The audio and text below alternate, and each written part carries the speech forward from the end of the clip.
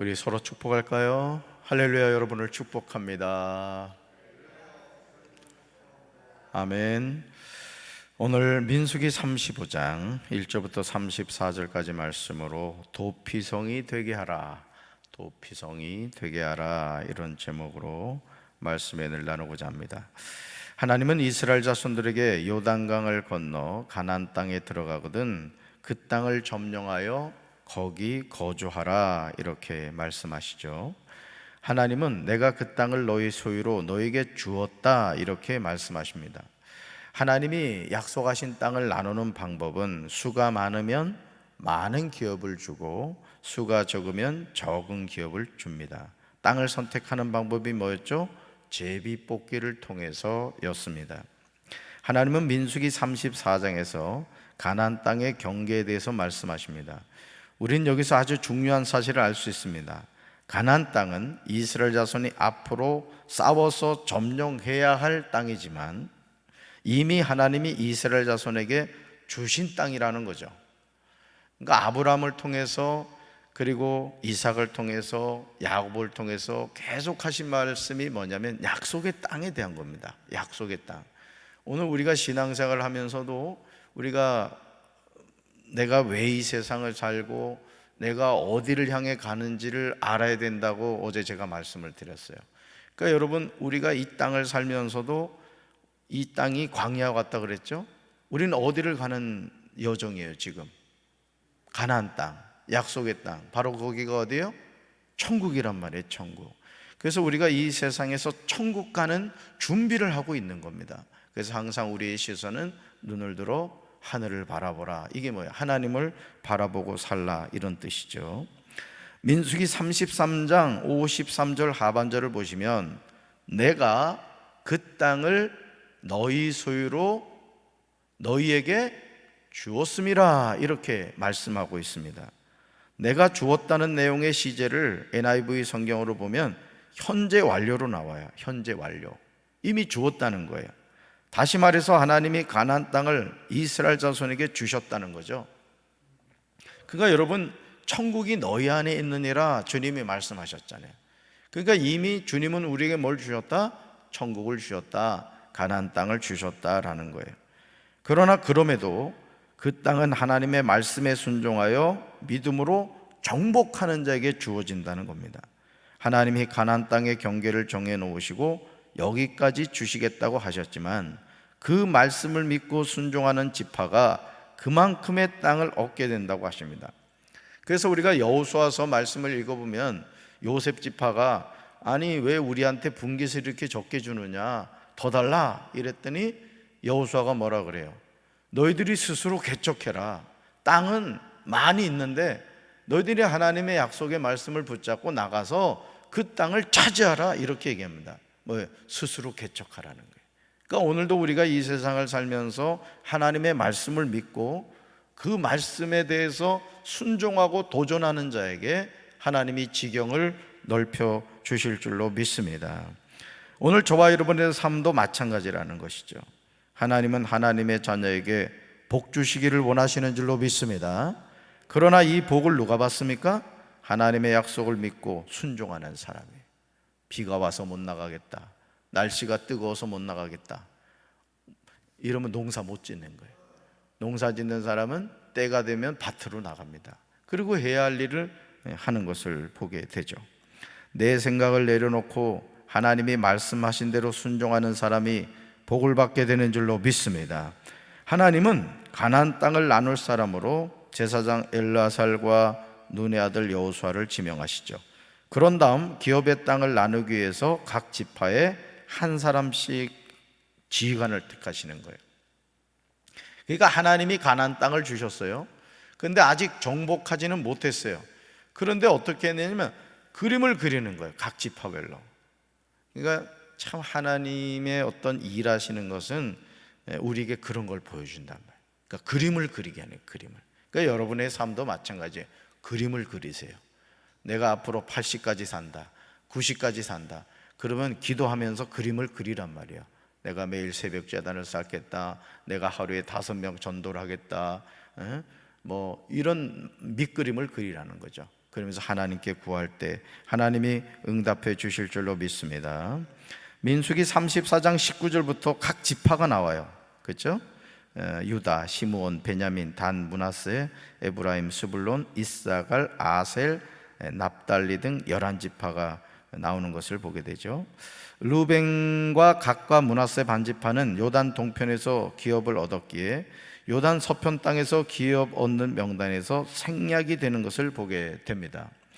우리는 가나안 땅을 분배할 때 레위 지파가 빠진 것을 보게 되죠. 왜 레위 지파가 빠졌죠? 레위 지파는 하나님께 바쳐진 지파이기 때문입니다. 12지파를 대신해서 하나님이 레위 지파를 이렇게 받으신 거예요. 그래서 땅 분배에서 빠진 거죠. 그러므로 민수기 35장에서 하나님은 여리고 맞은편 요단강가 모압 평지에서 모세에게 말씀하십니다. 그 내용이 2절과 3절에 나옵니다. 같이 읽습니다. 이스라엘 자손에게 명령하여 그들이 받은 기업에서 레인에게 거주할 성읍들을 주게 하고 너희는 또 그 성읍들을 두르고 있는 초장을 레인에게 주어서 성읍은 그들의 거처가 되게 하고 초장은 그들의 재산인 가축과 짐승들을 둘 곳이 되게 할 것이라. 아멘. 민수기 34장에서 땅을 분배할 때 레위 지파는 어디에도 들지 않았습니다. 그런데 하나님은 지금 이스라엘 지파들이 받은 기업에서 레인에게 거주할 성읍을 주라 이렇게 말씀하세요. 레인에게 거주할 성읍을 줄 때 성읍과 초장을 다 줘야 한다고 말씀하시죠. 성읍은 그들의 거처가 되고 초장은 가축과 짐승들을 둘 곳이 된다라는 것이죠. 사실은 여기에도 하나님의 심오한 뜻이 숨겨져 있는 것을 보게 됩니다. 여러분, 레위 지파는 어떤 일을 하는 사람이죠? 하나님의 일을 하는 사람들이란 말이에요. 그래서 이 레위 지파가 12지파 곳곳에 흩어져 살면서 이 레위 지파를 통해서 이스라엘 백성들을 계속 하나님의 말씀으로 훈련하는 일을 하게 했던 거예요. 그러니까 우리 조국 대한민국이요, 우리나라가 참 이렇게 단시일 내에 문맹을 벗어나고 이렇게 어떤 의식이 전환이 되고 이렇게 가난을 벗어날 수 있었던 이유가 뭐냐면 정말 산 골짜기마다 교회 없는 데가 없었어요. 그렇죠? 지금 시골 이렇게 다녀보면 야, 이런 데도 교회가 있구나 그럴 정도로 그 당시 가슴에 성령의 불을 받은 많은 주의 종들이 가서 교회를 개척했단 말이에요. 그러니까 여러분, 교회가 하는 일이 뭐예요? 가르치는 일을 한단 말이에요. 그러니까 의식이 깨어나고 또 신앙생활하는 사람은 게으를 수가 없거든요. 이 새벽기도 나오는 분들 보세요. 벌써 얼굴에 써 있어요. 부지런함. 지금도 흔히 하는 말로 자빠져 자는 사람은 지금 코 골고 있다고, 코 골고 있어. 그러니까 이 기독교 정신 자체가 뭐예요? 성실함이라는 거죠. 정직하고 이제 이런 것들이 우리나라의 어떤 근대화에 아주 큰 역할을 했다라는 거예요. 민수기 35장 6절을 보시면요, 레위인이 거주할 성읍에 독특한 역할이 나와요. 독특한 역할 6절이 있습니다. 너희가 레위인에게 줄 성읍은 살인자들이 피하게 할 도피성으로 6성읍이요 그 외에 42성읍이라. 아멘. 자, 살인자들이 피할 도피성이 몇 개가 있었다는 거예요? 6개가 있었다는 거예요. 곳곳에. 하나님은 이스라엘 자손에게 그들이 레위 사람에게 줄 성읍들 가운데서 6은 도피성으로 만들어서 사람을 죽인 자가 그리로 도피할 수 있게 하고 이 밖에 별도로 레위 사람에게 42성읍을 주라고 말씀하신 거예요. 그러니까 레위 지파가 이스라엘 가나안 땅 곳곳에 흩어져 살게 함으로 그들이 하나님의 말씀을 배우게 하고 그들이 하나님을 떠나지 않도록 레위인들을 통해 하나님이 이렇게 훈련을 하게 하신 거예요. 오늘날로 말하면 이제 교회가 곳곳에 흩어져 있는 것이고 주의 종들이 거기에서 하나님의 백성들을 말씀으로 이렇게 양육한 거나 마찬가지라는 거죠. 이렇게 말씀하시면서 4절과 5절에서 이스라엘 자손이 레인에게 줄 도피성 주변 목초지는 성벽으로부터 사방 900m 이내의 땅이며 성을 중앙에 두고 성 밖으로 동서남북 각각 900m씩 측량하여 그들의 목초지가 되게 하라, 이렇게 말씀하십니다. 레인에게 모두 48성을 주고 그 초장도 함께 주되 레인에게 도피성을 줄 때도 기준은 동일하다라는 거예요. 많이 받은 자에게서는 많이 떼어주고 적게 받은 자에게서는 적게 떼어줍니다. 각기 받은 기업을 따라서 그 성읍들을 레인에게 주라, 이렇게 말씀하시죠. 그렇다면 하나님이 이스라엘 자손에게 그들이 요단강을 건너 가나안 땅에 들어가거든 도피성을 만들라고 한 이유가 뭘까? 이거예요. 민수기 35장 11절과 12절에 그 이유가 나옵니다. 같이 읽습니다. 너희를 위하여 성읍을 도피성으로 정하여 부지 중에 살인한 자가 그리로 피하게 하라. 이는 너희가 복수할 자에게서 도피하는 성을 삼아 살인자가 회중 앞에 서서 판결을 받기까지 죽지 않게 하기 위함이니라. 아멘. 도피성은 이스라엘 자손을 위한 것입니다. 자신이 의도하지 않았는데 부지 중에 살인한 사람이 도피성으로 피하여 생명을 보존하도록 하기 위해서 정한 성읍입니다. 다시 말해서 부지 중에 살인한 사람이 도피성으로 피하기만 하면 복수할 사람이 살인한 사람이 회중 앞에 서서 판결을 받기까지 죽지 않게 하기 위한 안전 조치였다는 것이죠.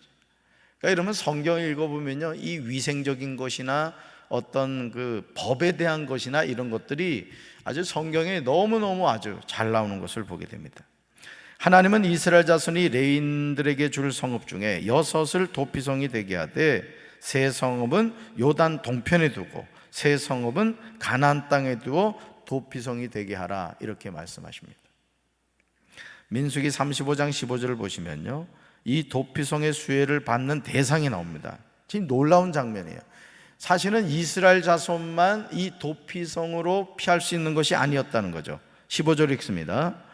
이 6성읍은 이스라엘 자손과 타국인과 이스라엘 중에 거류하는 자의 도피성이 되리니 부지 중에 살인한 모든 자가 그리로 도피할 수 있으리라. 아멘. 정말 놀랍게도요, 도피성으로 지정된 6성읍의 수혜자가 이스라엘 사람뿐 아니라 그들 중에 영주하거나 잠시 머무는 외국인에게도 피난처가 될 것이라고 말씀하십니다. 민수기 35장 16절부터 21절을 보시면 흉기를 들고 의도적으로 사람을 죽인 사람의 경우에는 반드시 죽이라, 이렇게 말씀하고요, 22절부터 28절을 보시면 악의도 없고 헤아려 한 것도 아닌데 죽인 경우에는 죄가 없다, 이렇게 말씀하십니다. 이런 경우 피의 보복을 피하여 도피성으로 피하면 그는 거룩한 기름 부음을 받은 대제사장이 죽기까지 거기 거주할 수 있다는 것이죠. 그러니까 여러분, 이 도피성이라는 것은 뭐냐? 오늘날로 말하면 예수 그리스도인 거예요. 예수 그리스도. 그러니까 어떤 죄인이라 할지라도 예수 그리스도 그분에게로 피하는 자는 어떻게 된다? 보호함을 받게 된다는 거예요. 죄 사함을 받게 되고. 그러니까 이게 우리 어떤 이성과는 맞지 않죠. 우리 이성은 뭐예요? 눈에는 눈, 이에는 입니다.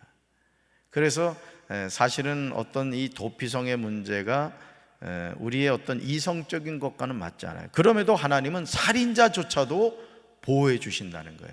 물론 의도적인 살인을 했을 경우에는 그런 경우는 이제 죽이는 거예요. 오늘 이 말씀을 보면. 근데 의도하지 않았는데 이제 사람을 죽이는 경우가 있잖아요. 그렇죠? 그런 경우가 있거든요. 그런 경우에는 이제 보호를 해주는 거예요. 자, 그런데 살인자가 도피성 지경 밖에 나갔다가 피를 보복하는 자를 만나 죽임을 당하면 피 흘린 죄가 없다는 거예요. 이게 뭐냐면 대제사장이 있는 그 도피성에 머물러 있으면 보호를 받는데 그 도피성을 벗어났단 말이에요. 예를 들어서 뭐 고의적으로 죽인 거 아닌 거를 알지만 어쨌든 그 가족이 죽었단 말이에요. 그럼 가족 입장에서는 어떠겠어요? 그 사람이 왼수가 아니겠어요. 그래서 도피성 밖을 나왔단 말이에요. 올컨이 잘 걸렸다 해서 이 사람을 죽이면은 죄가 없다는 거예요. 그러니까 보호는 어디서만 받을 수 있다? 도피성이면서 받을 수 있다는 거예요. 그러니까 우리도 마찬가지입니다. 저와 여러분이 이 세상을 살면서 우리가 보호받는 길은 뭐냐? 영적인 의미로 도피성 되시는 예수님 안에서만 보호를 받는다는 거예요. 그 예수님 떠나면 어떻게 돼요? 마귀 밥이 되는 거라는 거죠. 아멘. 잘 깨달으셔야 돼요. 그래서 악의가 없이 우연히 사람을 죽인 사람이 자유를 얻는 때는 민수기 35장 28절이야. 28절 읽습니다. 이는 살인자가 대제사장이 죽기까지 그 도피성에 머물러야 할 것임이라. 대제사장이 죽은 후에는 그 살인자가 자기 소유의 땅으로 돌아갈 수 있느니라. 아멘. 자, 언제 자유를 얻어요? 대제사장이 죽은 후에. 사람을 의도적으로 죽이지 않았을 경우에는 어떻게 돼요? 자기 소유의 땅으로 돌아갈 수 있다는 거예요. 그러니까 대제사장이 나이가 시퍼렇게 젊으면 이제 큰일 난 거야. 결국 거기서 죽어야 되는 거예요. 그런데 대제사장이 나이가 많은 경우라면 그 이후에는 자기 소유의 땅으로 돌아갈 수 있다. 사람을 죽였음에도 그 살인이 악의를 가진 의도적인가, 아니면 악의가 없이 우연한 것인가? 하나님은 이런 것도 세밀하게 보셨다는 거죠. 그러니까 하나님은 우리의 마음을 살피신다는 거예요. 그러니까 의도적으로 살인한 것과 의도적이지 않았는데 어떻게 살인을 한 경우에 대해서는 그 억울한 일을 하나님이 어떻게 돼요? 보호해 주셨다는 것이에요. 하나님은 위에서 말한 율례는 이스라엘 자손이 어디에 가서 살든지 자자손손 모든 세대에 적용되는 율례라고 하십니다. 하나님은 30절부터 33절에서요 살인자에 대해서 구체적으로 설명하십니다. 고의로 살인죄를 범한 살인자는 생명의 속전을 받지 말고 반드시 죽이라는 거예요. 그러니까 요즘 이게 사형제도가 맞느냐 틀리냐 뭐 이런 갑론을박이 있습니다만은 성경의 개념으로 보면 이 살인한 자에 대해서는 사형을 하라 이거죠. 물론 또 이제 신약으로 와서 예수님은 원수도 사랑하라 이제 이렇게 말씀을 하셨습니다만은, 그러다 보니까 지금 어떤 사회적으로 어떤 문제가 생기냐면 사람을 죽여도요 뭐 7년, 10년, 또 모범수가 되면 감형까지 돼요. 그냥 이번에도 그 미성년자 아이들 그 뭐 열 몇 명이가 성폭행한 사람이 나온다 그러잖아요. 그러니까 이런 부분들에 대해서 우리가 진짜 기도 많이 해야 됩니다. 억울한 일이 없어야 되잖아요. 그렇죠? 이 사회가 진짜 공의가 바로 세워져 가야지. 이게 그냥 생각을 해보세요. 어떻게 사람의 생명을 해했는데 7년 뭐 10년 이렇게 떨어지냐고. 그래가지고 이게 그런 판결 난 기사의 아래 댓글을 보면 이 판사를 AI로 바꿔야 된다고.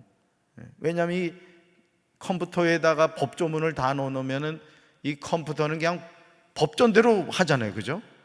제가 볼 때 거의 대부분 다 사형일 것 같아요. 근데 우리나라 이 판결에는 제가 볼 때 참 문제가 많아요.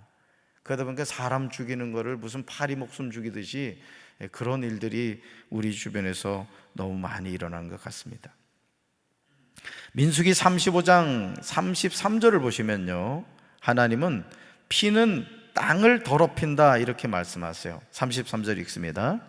너희는 너희가 거주하는 땅을 더럽히지 말라. 피는 땅을 더럽히나니 피 흘림을 받은 땅은 그 피를 흘리게 한 자의 피가 아니면 속함을 받을 수 없느니라. 아멘. 그러므로 이스라엘 자손이 사는 땅을 더럽히지 말라고 하십니다. 그런데 이스라엘 자손이 거하는 땅에 하나님이 머물러 있는 땅이라고 하시면서 이 땅을 더럽히지 말라고 하십니다. 그러니까 여러분, 하나님이 안 계신 곳이 있어요, 없어요? 없다는 거예요. 무소부재하신 하나님이라는. 그러니까 여러분, 우리가 사실은 그래요. 우리 몸도 누구 거예요? 하나님 거라고. 우리에게 주어진 시간도 누구 거예요? 그러니까 여러분, 모든 게 다 하나님 거라고요. 그래서 우리가 이 세상을 살면서 하나님 것을 잠시 대여해서 쓰다가 하나님께 돌려드리고 하나님께 가는 거라고. 그걸 생각하면 우리가 감사해야 돼요, 감사해야 돼요? 너무너무 감사한 거야, 그냥. 정말 우리가 그런 것 같아요. 그러니까 다 하나님 거라고요. 그러니까 하나님이 안 계신 곳이 없다. 그러니까 땅도 다 누구 것이다? 하나님 것이고 하나님이 그곳에 계시다는 거예요. 여러분, 우리 이 성전에 하나님이 계시는 줄로 믿습니다. 하나님이 이스라엘 자손 중에 계시기 때문입니다. 우리는 매일 매순간 임마누엘의 하나님을 바로 믿고 거룩한 생활을 해야 될 줄로 믿습니다. 오늘도 하나님이 나와 함께 하시고 하나님이 나의 삶을 인도하신다. 그리고 피는 땅을 더럽힌다. 이게 뭐예요? 억울한 일을 하면 안 된다. 누군가를 억울하게 만들지 말라는 것, 피 흘리게 하는 일을 하지 말라는 것이죠. 그리고 오늘 말씀에서 아주 중요한 것은 도피성이다. 이스라엘 지파에게 동편과 서편의 땅을 주시면서 동편의 도피성 3개, 서편의 도피성 3개를 두면서 피할 수 있게 하셨다. 뭐예요? 그 도피성이 뭐라고요? 영적으로 예수 그리스도시다. 우리는 언제든지 예수님 그분에게서 생명을 보존할 수 있고 항상 어떤 일이든지 문제를 해결받을 수 있다는 사실을 믿으시길 바랍니다. 가슴에 손 얹겠습니다. 하나님 아버지, 사람을 죽였는데도 고의로 죽인 사람과 고의로 죽이지 않은 사람에 대해서 오늘 하나님께서는 구분하고 계십니다. 오늘 우리가 이 세상을 살면서 우리의 마음을 누가 알겠습니까? 하나님이 아시는 줄로 믿습니다. 고의로 사람을 죽이지 않은 사람을 보호하려고 도피성을 만들고 그들에게 피할 길을 준비하신 것처럼 우리의 삶에도 언제든지 도피성 되시는 예수님이 우리를 오라고 부르시면서 내가 너희를 쉬게 하리라고 말씀해 주시는 줄로 믿습니다. 오늘도 이 하루 도피성 되시는 예수님 안에서 우리가 주님과 더불어 살아가는 복된 하루가 되게 도와 주시옵소서. 우리 사랑하는 성도들, 주 밖에서 헤매는 인생 살아가지 않게 도와주시고 모든 것이 하나님께로부터 왔듯이 모든 것이 하나님께로 돌아간다는 사실을 생각하며 육신의 정욕과 안목의 정욕과 이생의 자랑의 노예가 되지 않게 하시고 오직 주님 한 분이면 충분합니다. 이 믿음의 고백을 가지고 오늘도 승리하는 하루가 되게 하옵소서. 예수님 이름으로 간절히 축복하며 기도합니다. 아멘.